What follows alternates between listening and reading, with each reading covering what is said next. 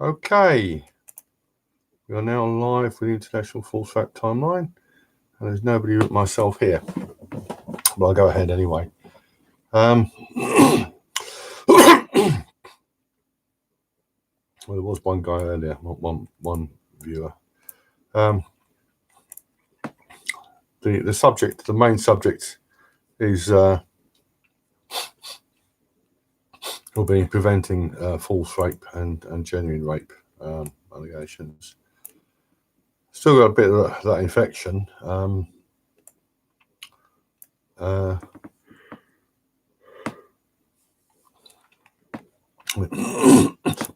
It's just rested up much of the afternoon. I haven't got around to using Streamlabs on this, sorting out Streamlabs, but there's not a lot of point really when you have such terrible turnout or no turnout at all. There's something really, I mean, this shadow banning. I made a video 4 days ago, the truth about a glass ceiling. I posted it. I got about 9 views and about 25. It's up to 140 now, which is pathetic really. I've got 251 subscribers at the moment.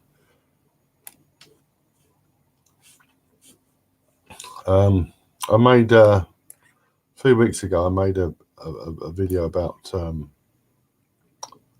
of tribute video to Paul Raymond, of UFO, who died recently, and that's 802, I think that is. Let's have a look. 802. It's more like it should be in thousands really for somebody like him. But on the last International False Fact Timeline, still only 14 views, if you can imagine that. So this there's somebody here. Hello, whoever you are, sir. I presume you're sir. Yeah, I'm talking about preventing false rape and preventing real rape allegations. Just some introductory stuff on various subjects.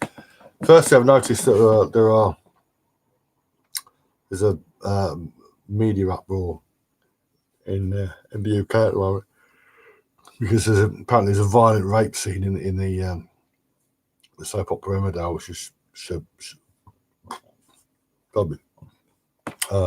which is screened before the watershed. There's also in that series, in that soap, a female paedophile. I mean, female paedophiles do exist, but they're rarer than hen's teeth. And usually there's if a woman engages in, well, I'm not talking about a woman in her 20s or 30s having sex with a 14-year-old. I don't call that paedophilia. But if it's any real grooming or really sordid stuff with young kids, there's usually a man there. I mean, you saw this with the little Ted's nursery case in UK. Vanessa, there were actually 2 women involved with that. Vanessa George, the main one, she was abusing kids, videoing kids she was groomed. She was herself groomed by a paedophile online. But and also a while back, a male rape scene a male rape storyline in Coronation Street, which I didn't watch. And I just want to point out that the purpose of this is actually to brainwash people into believing. I mean, it's to brainwash people, men especially, into accepting the erosion of due process. So the idea that it happens to men as well, and men can be victims. Believe the accuser. Yeah, believe victims. Believe survivors. That's what it is. And one of these storylines, I put it in my first Cosby video. It's from EastEnders, in which it's absolutely outrageous. The brainwashing is so obvious. Check out my first video on that. Bill Cosby, the first long one, Bill Cosby, The Voice of Reason. It's got the rape scene in there and the revelation. No, it's just absolutely pathetic. Also, on the subject of preventing false and genuine revelations, genuine allegations, there's a documentary on Channel, just being broadcast by Channel 4. I watched it last night on the Nikki Yovino case. You may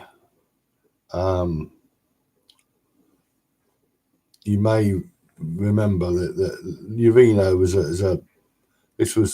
she was a student at Sacred Heart University in the US, and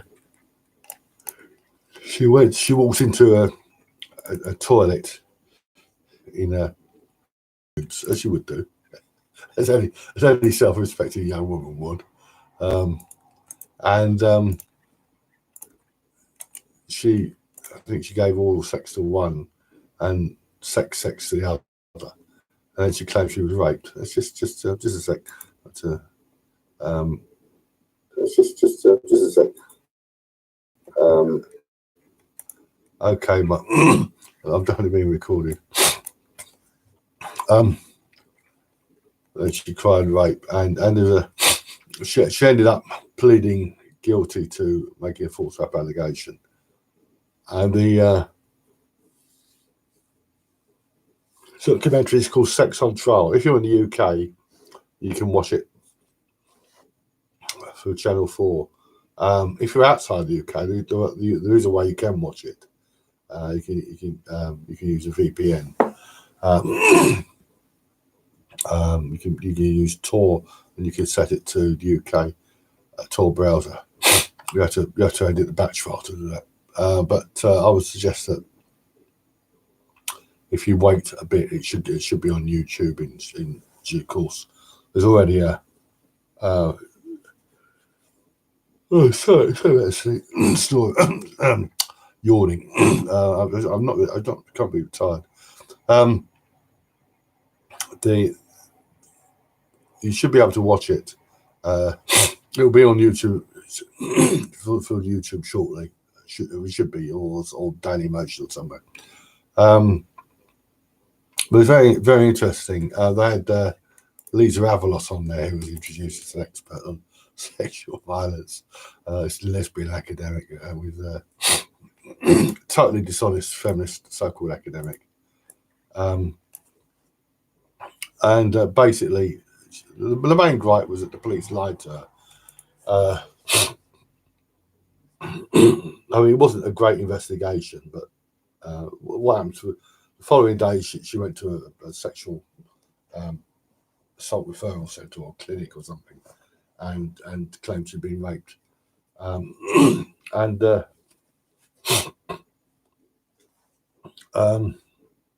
The police lied to her. They said they had video of her going into the toilet with the two guys voluntarily, and then she admitted she had. Well, of course, the video didn't exist, but if she had been dragged in there, as she claimed, then she'd have said, "Great," wouldn't she? And it's just outrageous. Now, having said that, I'm someone who's always liked a bit of romance in my sex. The idea of having sex in a public toilet is just revolting, and two guys going, two guys and one woman is, well, it's horrible. So don't do these sort of things. I realise that young men,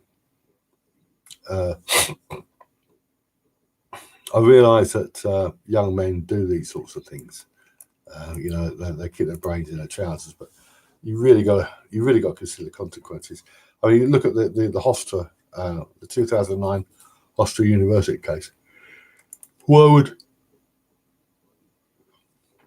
a woman want to go with five guys, and why would five guys want to go with one woman? It's just absolutely disgusting, depraved, and yuck.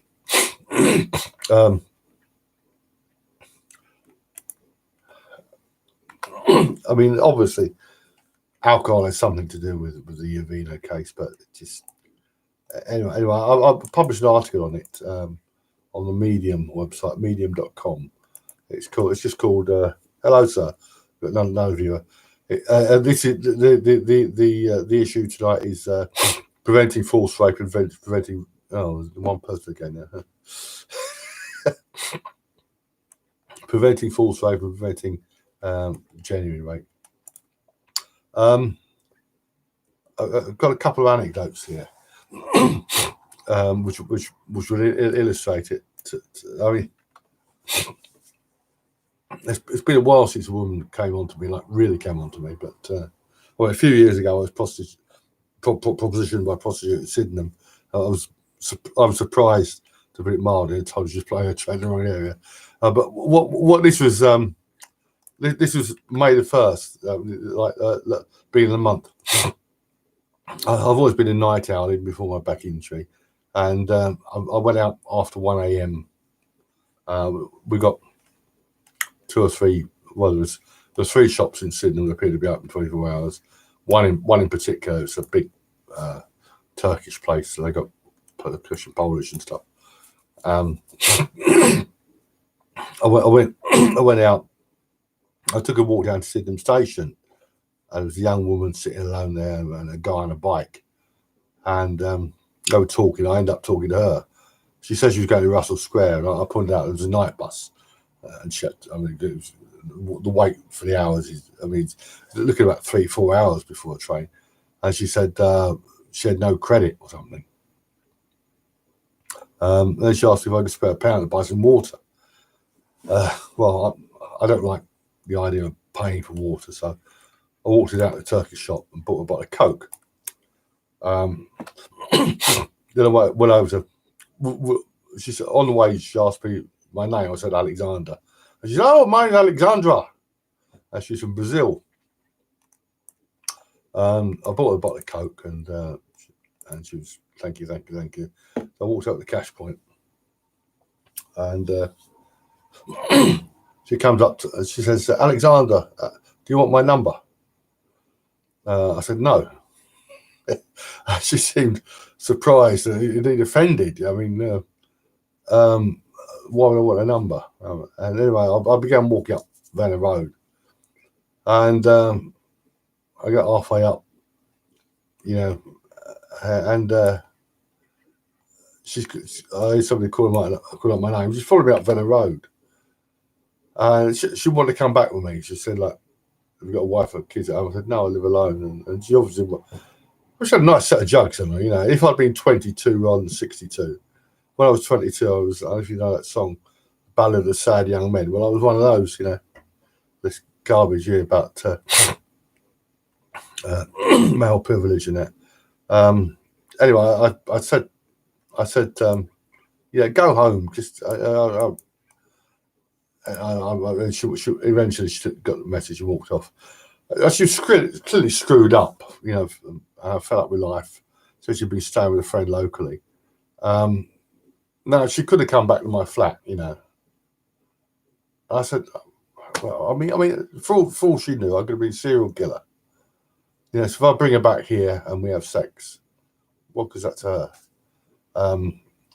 And she could accuse me months later of rape.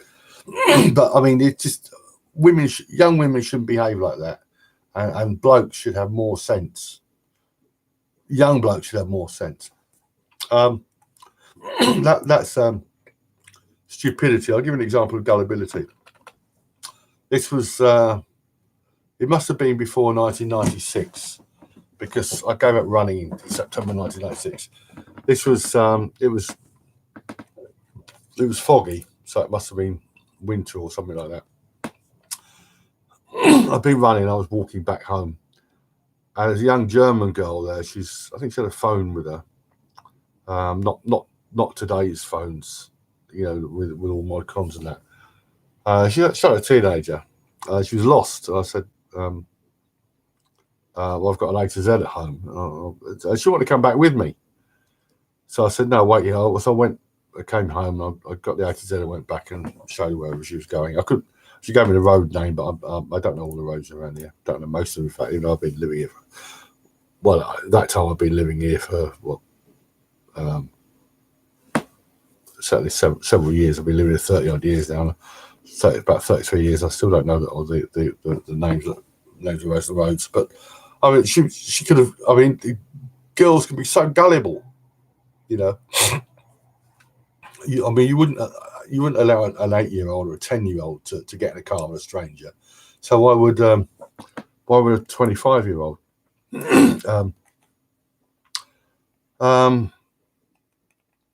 I mean, okay, let's go to the generic now. If a woman gets into a car with a man she doesn't know or trust, a stranger, you know, she's taking her life in her hands. If she gets out of that car for the next 30 years, this guy better be looking over his shoulder or dreading a knock on the door. But certainly in a country like the UK where there are no statutes of limitations, and she can say, "Oh, I was raped 10 years ago. I didn't report it at the time. I didn't think I'd be believed." And it really is, you know, it really is. They should have more sense. And now coming back to a Yovino type situation. A few weeks ago, there was a video on, a documentary by Louis Theroux, which I'm not sure if I mentioned this before, but it was about false allegations and stuff. And the main subject was, he went to America and he was interviewing people who'd been falsely accused. There was one bloke who was an Afghan. He came to the US, and he was and he'd been reckon he'd been falsely accused, which he played out as falsely accused. But a bit later, a friend or former friend of his reckoned that he wasn't quite so innocent. But there was a young girl, it's a student here. I mean, this will show you how absurd this is. She claimed to have been raped.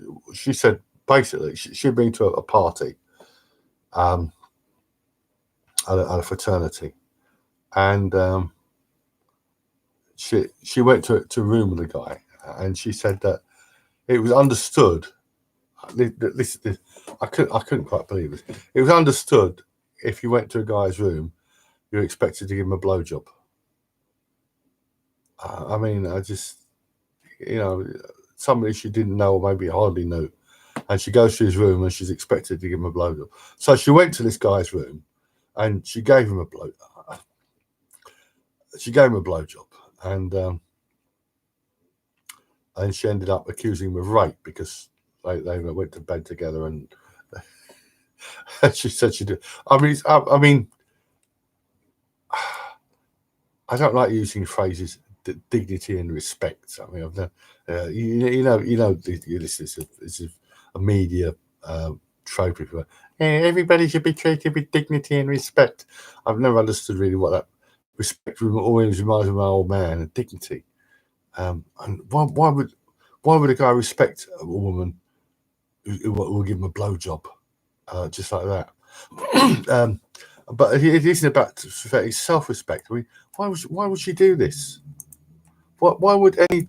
I mean, I know in this day and age that women, not just so-called women's liberation, women have got their own money and stuff. But why would any woman, a student, do this unless she was a total slag, slut, whore, harlot? I mean, why? And this is a lot of this. I think is behind this campus so-called rape culture. I mean, girls confuse desire with consent, and it's never the victim's fault. I won't play the whole clip, but I'll play this the other week. This is Camille Paglia on date rape. The phenomenon of date. This is on the timeline This is Camille Paglia talking about date rape in 1992. I'll just play a bit of it. Almost everything you say and write causes outrage. In fact, it seems as if a lot of it is calculated to do so. But maybe the single greatest furor is over your comments about date rape. Want to elaborate? Well, my new book, the new collection, Sex, Art, and American Culture, contains the original date rape essay that started this all. Most people have only seen scattered references to my theories. They've never seen the full, long essay, which begins, rape is an outrage that cannot be tolerated in civilized society. Rape is, of course, outrageous. What I oppose is this endless scenario and hysteria over date rape, which I think is quite a separate phenomenon that's coming from a kind of white middle-class feminism trying to gain control over men and portraying all of men as rapists, and all of human history is nothing but a record of rape. It is now today in certain campuses you can be charged with rape merely for making a vulgar comment about a woman's behind. I think that wait a minute, you can be charged with rape or sexual harassment? Sexual harassment. All right, but it is considered, it is defined as rape. Many radical feminists define verbal sexual remarks as a form of rape. It is extremely bad. You cannot believe how bad it's gotten, right? And wherever I go, this is the charge issue everywhere. It's now wildly out of control. So that people now, far from creating a better situation for rape victims, now it's so out of control that rape has become a joke. No one believes it now. Now, the minute you hear date rape charge, it's sort of like, oh, right, and so on. And this is cutting down on the proper outrage that we should feel and the proper sympathy for authentic rape victims, which for me is usually stranger rape, or it's a case of a gross intrusion of sex into a non-sexual situation. I support sexual harassment guidelines, but I feel, again, even those are being carried out of control. So, I mean, yeah, she's drawing a distinction between women who get into, I mean, a woman who goes to a guy's room to give him a blowjob, and then the whole thing is just so sordid, I mean, I can't imagine guys wanting to do that, Okay, maybe with a prostitute, but not with a student. So I mean, these are ways that, instead of having lessons about consent, aimed at men, of course, perhaps they should settle with having lessons about self-respect and for young women especially. The thing with regard to prevention, one thing is we can use biblical protocols. This is sort of strange actually, with the rise of this ludicrous Me Too movement. There's something called the Mike Pence rule, which Mike Pence, Vice President Mike Pence, doesn't dine alone with a woman who's not his wife, and they'd be laughing at this. Well, this isn't the Mike Pence rule. This is the Prophet Muhammad rule. This is the ancient Jewish rule. This, and probably before that, Zoroastrianism. You don't put yourselves in positions in which you can be falsely accused, and women shouldn't put themselves in positions in which they can be taken advantage of or worse.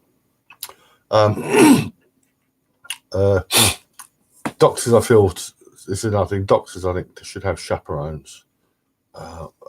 When any doctor is examining a female patient, certainly a young female patient, should offer her a chaperone. Should have a chaperone, because even if she doesn't want it, because male doctors, that is, because there's so many of these, doctors accused of maybe fondling a woman's breast or something more outrageous, and then the police go trawling back through all these patients, and they find a woman who 10 years ago had an examination, and she maybe thinks it was for a cough or something, and he touched her breast. Why did he need to touch her breast? Yeah, why did he need to do that with his stethoscope? And that they become confused, might get their appointments mixed up, and the poor bloke ends up facing 10 or 12 accusations. So that is one thing here, and also for the protection of women. Since the if you're aware of it, if you on the timeline, there's a guy called Kato Harris, who was a teacher who was falsely accused of raping a 13-year-old girl. She was 14 when she made the allegation. The case went to trial. Shouldn't have gone to trial, but he was cleared in about 15 minutes. It was shown that the protocols in place at the time at the school meant that a teacher would never have been alone. Well, I think any teacher wouldn't have been alone with a pupil. And also, I mean, there's other things like she claimed he locked her in the room, and there was no lock on the door, something like that. So, I mean, there should be proper protocols in. A lot of schools have got CCTV. A lot of them in America have actually got metal detectors for knives and stuff. So, yeah, but we still have this ludicrous insistence that rape allegations are extremely rare. So really, we have to encourage women to take responsibility for their actions, and men to exercise a little common sense, because just as the serial killer doesn't usually look like a serial killer, the demented or malicious female doesn't necessarily look like one or act like one initially. Mobile phones and CCTV. There's been a furore lately about, in the UK, rape victims, rape complainants being asked to hand over their mobile phones for examination. And there's the usual suspects up in arms about this. And obviously, if a woman if she's attacked in her own home by a stranger, well, you may not want CCTV out in the street and such, but a lot of these cases, what prompted this is the Liam Allen case, in which this poor kid, I've actually spoken to him through Facebook. He was charged with multiple rapes on a former girlfriend. She had something like 16 counts or 12, 16 counts. She hated it so much she went back for more. And they got the trial started. They got disclosure of the phone records, and it was it's complete bunk, as you might rightly suspect it to be, because genuine victims don't go back for more. So we have to encourage women to take responsibility for their actions, and men to take responsibility for theirs, and not to put themselves in a situation where they can be falsely accused. But if you look through the full fact timeline, which has now got over 4,400 entries from the 1990s. Not sure what's the first entry for CCTV. It's probably about 1992. I think so. The first one is there's one 1993. No, not 80. No, not 80. No. 1983. There's no mobile phone there. 1990, October 30th, 1993 is the first one. A woman is kidnapped and raped in Sacramento, allegedly. When the police investigate, they find CCTV evidence that shows her inside a convenience store 3 hours after the abduction, and she was a drug addict or something. That's the first one in the database. Before that, an absolutely outrageous crime was solved by CCTV. The Bolger murder. James Bolger, 2-year-old boy, not to be confused with the American gangster James Whitey Bolger. 2-year-old boy was abducted. This is February 1993. Was abducted from a shopping complex in Merseyside by John Venables and Robert Thompson, who were 10 years old at the time. If you haven't heard the name Robert Thompson, you almost certainly heard the name John Venables, because he's back in prison. He's obviously an incredibly depraved individual. They received a mere 8-year sentence. It's a day in prison. Properly. There was that entry in 1993 in which CCTV solved a false rape allegation. There's been a lot since then. What's the next one? The next one is September 1996. Oh no, there's one before that. There's the there's a Palm Beach police officer. Well, that wasn't rape, that was a false groping allegation. 1999, it's Matthew Hillard. Another 1999, stripper Graham Girl. Another December 1999, another one. April 27, 2000, teenager at Plymouth. So CCTV, you know, I mean, I'm not a great fan of the surveillance state, but CCTV and mobile phones, the mobile phone dash cams have been very prominent in both exposing police crimes, almost always of excessive force or shooting people. Well, that's excessive force, isn't it? But also false allegations against police officers. Some people just it's almost like they don't care. They make the false allegation in the full knowledge that they're being debunked. But CCTV especially, and mobile phones, not just the video and the photographs, but the tracking of them. They've been responsible for solving many crimes and for absolving many innocent men. So, I mean, before a woman gets into a taxi now, she can take a snap of the number plate and send it to a friend or whatever. It won't stop her getting raped, but it will. You know, if she's murdered, it will help bring the suspect to book. Pardon me. So, I mean, it's really common sense protocols and new technology are the ways we can, the best ways to stop this sort of thing, false allegations, and you know, and women not drinking like fish when they go out to pubs, and men stay away from drunk women. Unless she's your wife or a girlfriend or something, you know, you're going to be going home with her at the end of the night. Anyway,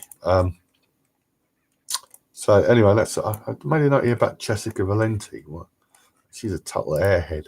But I got a note here about her.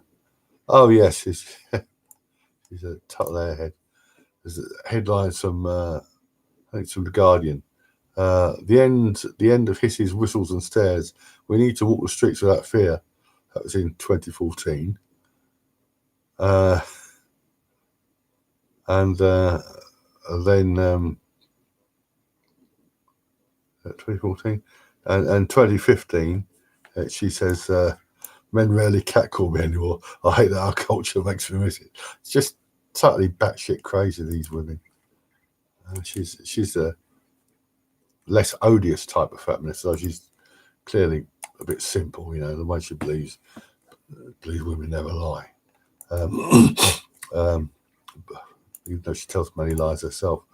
Anyway, that's you typically disappointing turnout. But I'll put this on. The well, next month on the Internet Archive, but it will be. I'll set it to private and edit out the stuff at the beginning and put it on YouTube. I'm going to be doing a couple of big hangouts. I want to do one on child sexual abuse, and another one on the Grand Conspiracy. You know, the Operation Nutrient, the VIP paedophile ring and stuff like that. Especially the VIP paedophile ring and some of the stuff that's been going on in America. The Epstein case, child trafficking, sex trafficking and stuff. Because there's so much rubbish written about this. There's so many people out there, men as well as women, who are just, you know, pushing rubbish, and the gullibles believe it. It'll take me a while to research those. Next month there's a conference in London. I haven't booked my ticket yet, but I booked it. It's Liam Allen and Company. It's holding it. It's about not just about forced rape allegations, but about the how to deal with and stop miscarriages of justice generally. But I hope to attend that. Probably have another live hangout in a couple of weeks. Whoever you are, thank you for coming. You'll 2 or 3 days time you'll be able to watch this video, this hangout on my YouTube channel. In the meantime, please check out the International Force Rape Timeline. I've got over 4,400 entries and rising now. I'll be adding. Well, I'll be doing a bit of work on it. Doing some uploading some stuff after midnight. Anyway, that's about it. Terribly disappointed about the turnout. Not for you. Thank you for coming.